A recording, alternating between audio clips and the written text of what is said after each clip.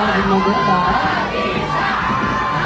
sa pagsalubot po sa ating pasabog ang homecoming ni Atisa Manalo ngayong hapon para sa kanyang successful fight in Miss Universe 2025 competition kung saan nakuha niya ang third runner-up placement. Suot niya ang kanyang beautiful maktumang gown with her crown on her head.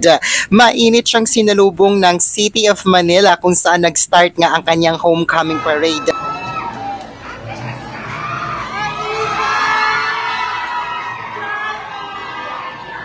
Pasabog din ang float na sinakyan ni Atisa Manalo.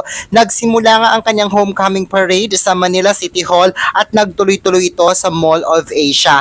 Bago magsimula ang pasabog na homecoming, nagkaroon muna ng courtesy call si Atisa Manalo kay Manila City Mayor Isko Moreno kung saan nagkaroon sila ng short conversation. Nagbigay pa ng ilang souvenir items si Isko Moreno kay Atisa Manalo.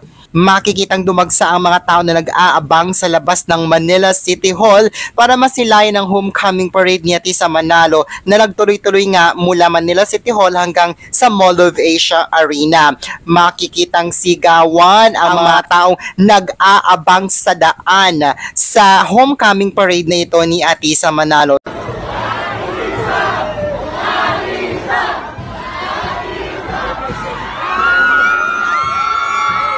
Todo naman siya sa kanyang pagkaway-kaway sa kanyang mga taga-suporta.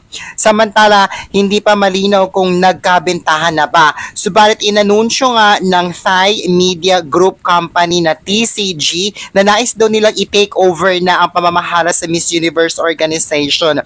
Nagpahayag sila ng kanilang pagnanais na bilhin ang Miss Universe organization. Ito nga ay sa gitna ng kontrobersyang kinasasangkutan ngayon ng Miss Universe owners na sina Ancha Karajutatip at Raul Rocha na parehong may warrant of arrest na at sa kinahaharap ng Miss Universe competition na dayaan daw di umano sa resulta.